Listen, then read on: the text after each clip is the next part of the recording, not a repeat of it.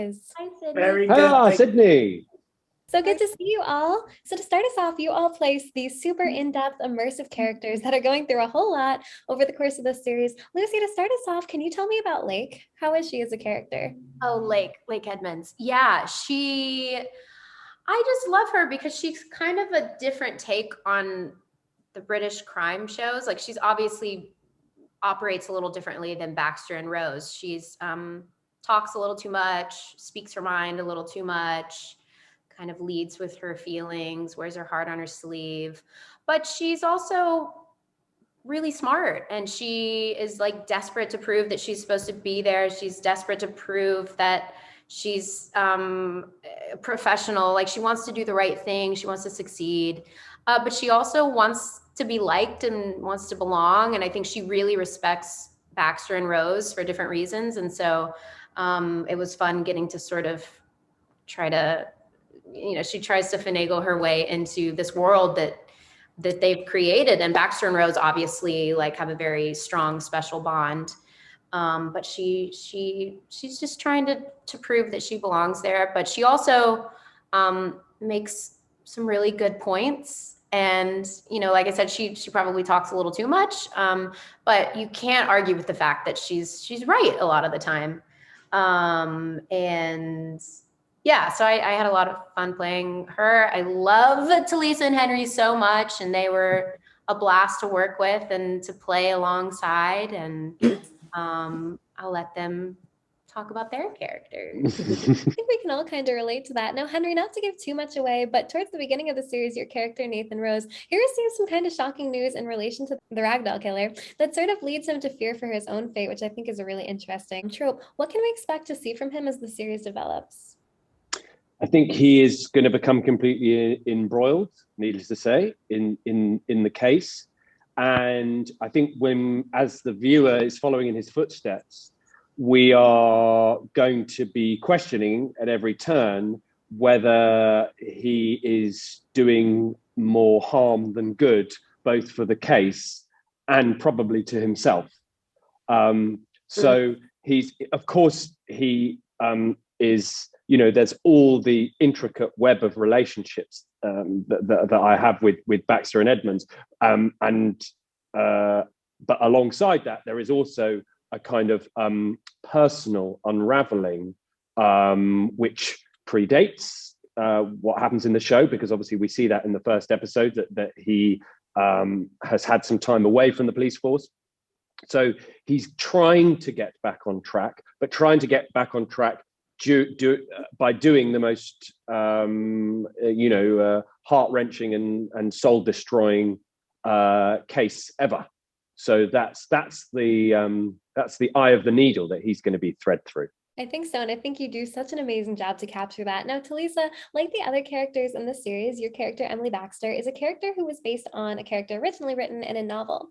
What was the process like in kind of making that character your own, and how does your version of her differ from the character that we see in the novel? I must admit that because Freddie veers from the novel in terms of orders of deaths and possibly genders of character, because Edmonds in the original was a man, and also the way that Baxter is written in the novel. I read the first few bits before it would get me very confused with our own plot line.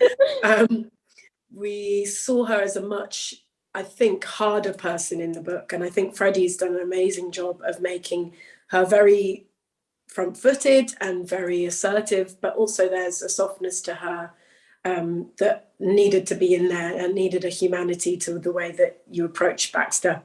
I think there's something that we all found in the writing that was something to do with humor, and we all found that a very easy way to sort of jump into something that seems like very away from our own lives, but just the way that people dealt with trauma and dealt with the psychology of the job that they have to do. So humor was something that I wanted to latch onto very quickly. And I suppose I was really grateful because I spoke with our designer and makeup designer quite early on, And I was like, I want a Sade style haircut, which I managed. And I was like, the clothes that Baxter wears as well, I was like, please, can we do something that seems very classic in the sort of modern world, so we don't see someone be possibly as modern as you expected maybe in the novel. She's kind of got this sort of retro old style and maybe the same way of going about her crimes.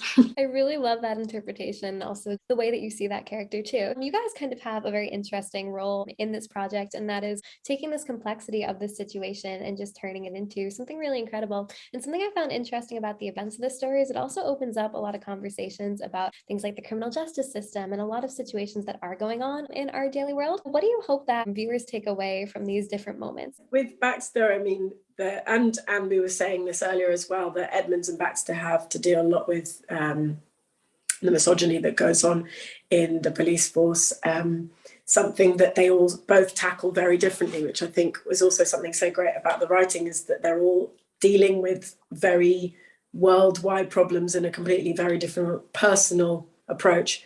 I'd say the Baxter's is more sort of closed off, and she has to sort of defend her side a bit more. And Edmonds, Lucy can answer this herself, but has a more open, sort of front-footed, maybe easier way of dealing with it, because it just is a lot more, on her, it's on her sleeve, absolutely. And then obviously something that drew me to the project was the fact that Baxter was dealing with the institutionalized racism that's going on in the police force. And that was something that was just throughout the writing very subtly placed in every day-to-day racism that seems like it, it's not something that's overtly racist, but just the way that she's dealt with at work. And then more like very black and white, excuse the pun, racism that was just, quite exhausting to deal with. But something that I really hope that the audience will see is that the differences between the US and the UK, there's huge differences in terms of how we deal with it, but something that's very overt in both countries. Now, Lucy, your character is the newest recruit to this team, and she is dealing with a very grotesque situation on her hands. How do you think that this affects her character as the series goes on? Yeah, I mean, I think the first scene where you see us discovering the Ragdoll, there's a drastic difference in how Baxter and Rose handle it. And then Edmonds is clearly a little more new to this. I think this is obviously not the first dead body she's seen, but I think this is the first major case for her. And, she's got her mint, she's still adjusting to smells and sight and finding her footing and like where she belongs with these two.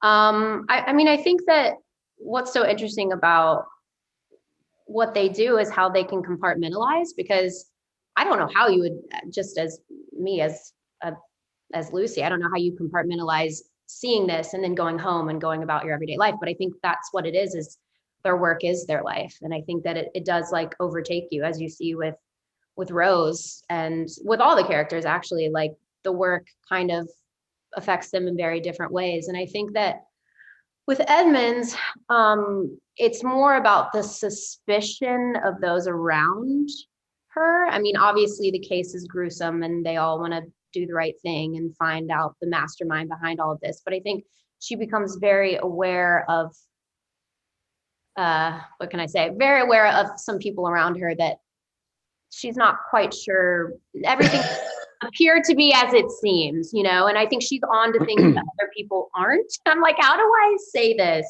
But I think there's also something in Edmund's life that's kind of eating away at her. I think each character kind of has their own trauma that is eating away at them. And you discover more of that in the later half of the season, of like why Edmonds is in the UK. What is she running away from? What happened to her that's led her to this point in her life? So that was fun to play around with too. You all have such an incredible interpretation of your characters, and it really shows on screen. I am so excited for everyone to see this series, guys. Thank you so much for joining me today.